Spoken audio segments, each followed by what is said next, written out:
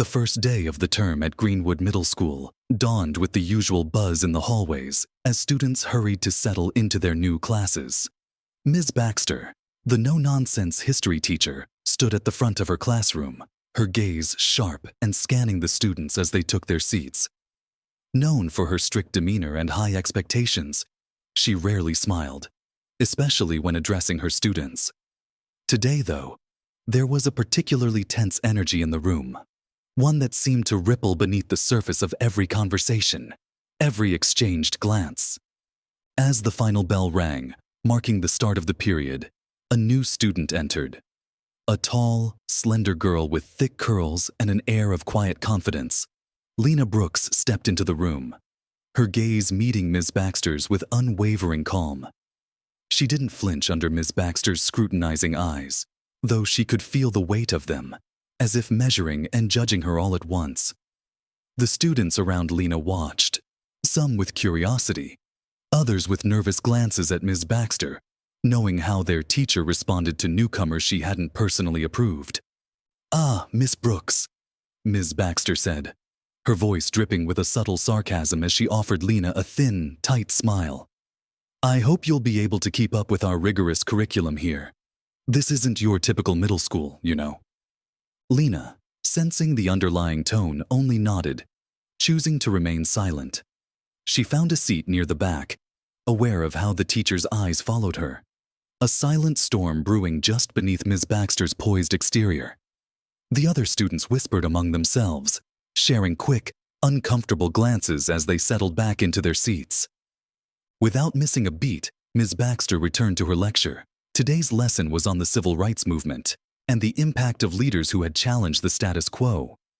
"Now, who can tell me why understanding our history is crucial in today's world?" she asked, her gaze sweeping over the room but deliberately avoiding Lena, who had raised her hand.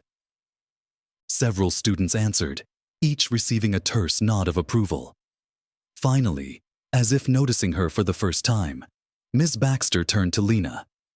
"Miss Brooks," she said, her tone polite but lacking any warmth, "do you have a thought to share?" Lena straightened, her voice steady but soft. "I think learning about civil rights shows us that standing up to injustice isn't just something from the past. It's something we still have to work on today." The room fell silent as Ms. Baxter's expression shifted slightly, her gaze hardening. "I think you're confusing history with modern politics," she replied, a faint edge to her voice. "This isn't about pushing agendas." Lena's hands tightened around her pen, but she didn't waver. "Respectfully, Ms. Baxter, I believe the topic is about recognizing patterns that affect all of us." The tension in the room thickened as students watched the exchange, unsure whether to look away or pay closer attention. Some shifted uncomfortably in their seats, and a few shot Lena sympathetic glances. Ms. Baxter's expression, however, remained unchanged, stern and unyielding.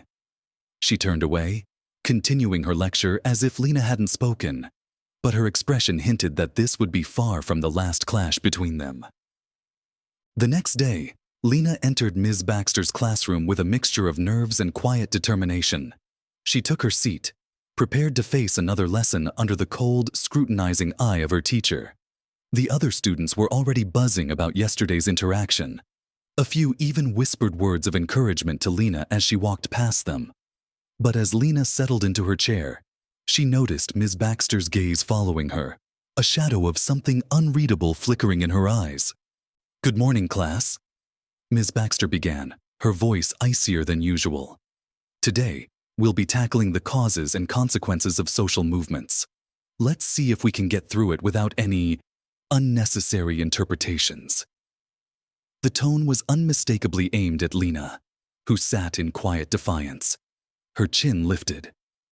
"Lena," Ms. Baxter's voice called out suddenly, sharp and cutting through the murmurs in the room. "Since you seem to have a unique perspective on these topics, why don't you share with us your thoughts on the economic impact of protests? Do try to keep it relevant." The underlying sting in the word relevant wasn't lost on anyone. Lena felt a flicker of irritation, but maintained her composure, determined not to let Ms. Baxter's tone rattle her. She spoke carefully, choosing her words with purpose. "I think protests often reflect more than economics," she replied. "They show what happens when people's rights aren't respected. It's about dignity." The class murmured in support, but Ms. Baxter's lips tightened. "Dignity? Perhaps we could stay focused on measurable impacts, Miss Brooks. That might serve you better in academic environments." Lena's jaw clenched slightly, but she nodded. She had learned, perhaps earlier than many of her classmates, that there were people who saw her as an outsider, someone whose opinions didn't belong. But she was also aware that being in that room, standing her ground, was its own small act of defiance. As Ms. Baxter continued the lesson, Lena sensed the teacher's eyes on her more than once, gauging her responses, watching her body language. It became clear that Ms. Baxter wasn't just trying to teach. She was testing Lena, pushing her limits in subtle ways. For instance, when Lena raised her hand to participate, Ms. Baxter would barely acknowledge her. Other times, she'd dismiss Lena's questions as irrelevant or unrelated to the lesson. Lena noticed the shift among her classmates as well. Some whispered encouragement, but others began to follow Ms. Baxter's lead, subtly distancing themselves. Only a handful continued to support her openly, and Lena found herself both grateful and saddened. That day, as the bell rang, Ms. Baxter called out to Lena. "A word, please," she said, her tone filled with a cold authority. Lena approached the desk, steeling herself. "Lena," Ms. Baxter said, leaning in, "if you want to succeed in this school, you'll need to learn that not everything is a debate. Some things simply are." The days following Ms. Baxter's harsh words were no easier for Lena. Every class became a battlefield of subtle hostility, with Ms. Baxter intensifying her efforts to undermine Lena's confidence. Each attempt Lena made to contribute was either ignored or dismissed. Each time her hand went up, Ms. Baxter's gaze would sweep past her, landing on another student who gave the acceptable answer. But Lena refused to let the teacher's behavior silence her. She continued to raise her hand, unyielding in her quiet determination to make her voice heard. One day, after Lena offered a thoughtful comment on a discussion about leadership, Ms. Baxter cut her off mid-sentence. "Miss Brooks, I don't believe anyone needs a lecture on moral values here," she said, her voice thick with condescension. "This class focuses on historical facts, not personal beliefs. I'd suggest you keep that in mind if you want to pass." A ripple of discomfort passed through the classroom as students exchanged glances, sensing the tension that Ms. Baxter seemed intent on heightening. Lena's heart pounded with a mix of frustration and anger, but she held her head high, forcing herself to stay calm. She knew that her responses mattered. Reacting defensively would only feed into Ms. Baxter's efforts to portray her as uncooperative. After class, Lena's friend Marissa approached her in the hallway. "Hey, are you okay?" she asked, concern etched on her face. "The way Ms. Baxter treats you, it's not right." Lena gave a small reassuring smile. "I'm fine, Marissa. I'm not going to let her get to me." "You shouldn't have to deal with this alone," Marissa said. "Maybe you should talk to someone about it. Maybe even Mr. Hart." Lena hesitated. Mr. Hart was the school's guidance counselor, someone who had a reputation for being fair and compassionate. But she worried that bringing it up might only make things worse. She had seen enough cases where complaints led to nothing but further isolation. Still, Marissa's concern and support gave Lena a bit of comfort, a reminder that she wasn't entirely alone in this. The next class, Ms. Baxter assigned a group project on the civil rights movement. She announced that she would be selecting the groups, and as she read out the list, it became clear that Lena had been deliberately paired with students who either ignored her or outright challenged her every word.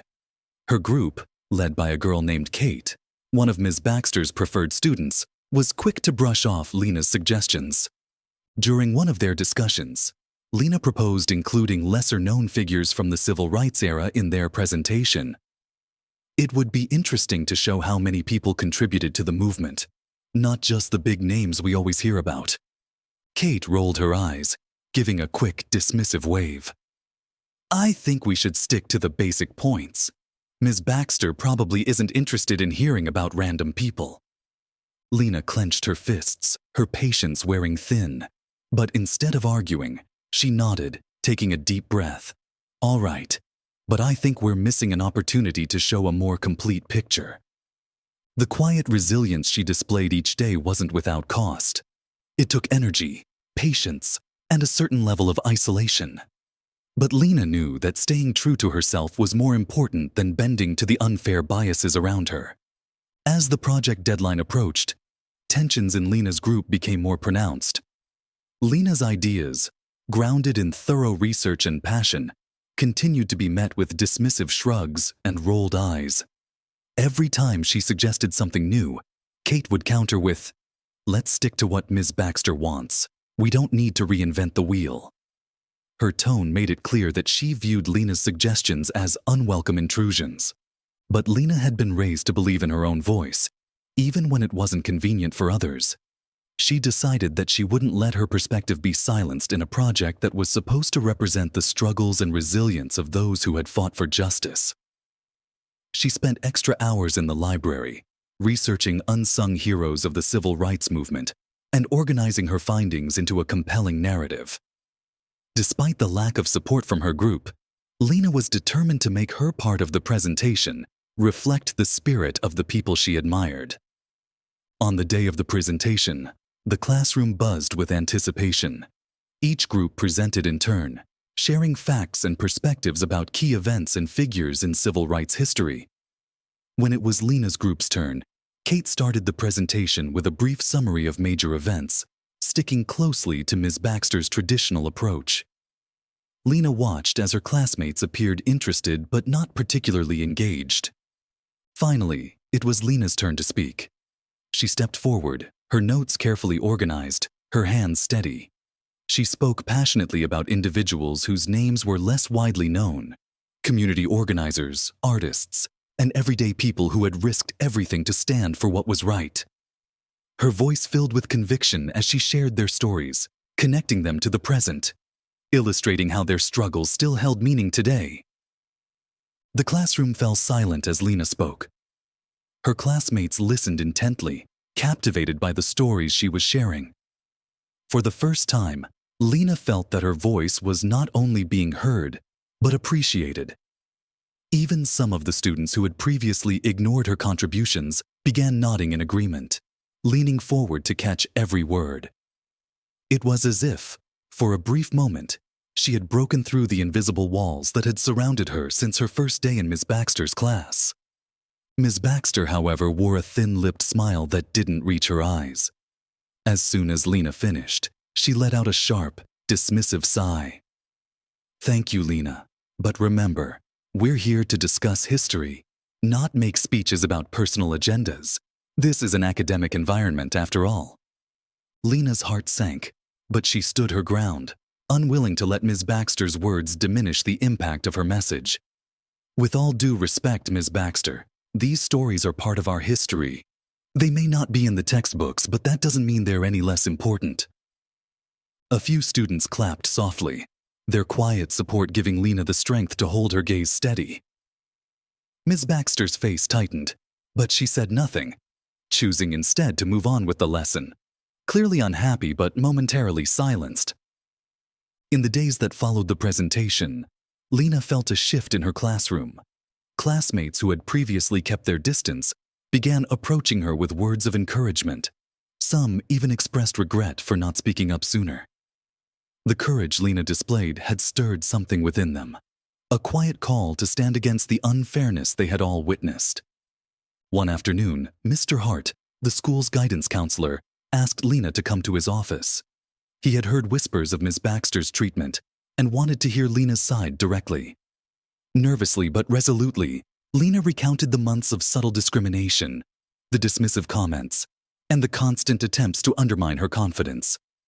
Mr. Hart listened carefully, his expression growing increasingly troubled. "This isn't just about you, Lena," he said finally. "What you're going through can affect every student here. We all have a responsibility to make sure this environment is supportive and respectful for everyone. Lena nodded, feeling a surge of relief that someone with authority understood. After their conversation, Mr. Hart took swift action. He organized a meeting with Ms. Baxter and the school principal, ensuring that Lena's experiences were addressed directly. The principal reminded Ms. Baxter of the school's commitment to inclusivity and respect, and soon after, changes were made to ensure that all students felt heard and valued in the classroom.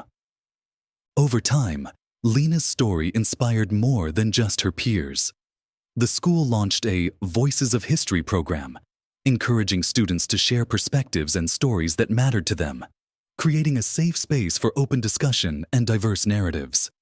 Ms. Baxter's teaching methods also changed as she attended training sessions on inclusive education, pushing her to expand her approach and, slowly, build a rapport with students she had previously dismissed.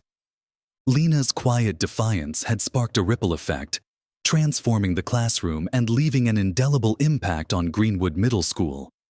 She had proven, both to herself and others, that one voice, no matter how small, could bring about change.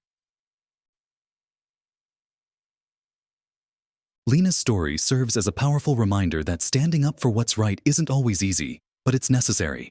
If you or someone you know is experiencing unfair treatment or discrimination, know that your voice matters. Whether it's speaking to a trusted adult, joining a community group, or simply supporting a friend, you have the power to make a difference. Remember, change begins when we refuse to stay silent in the face of injustice. Let's work together to build a world where every voice is heard, respected, and valued.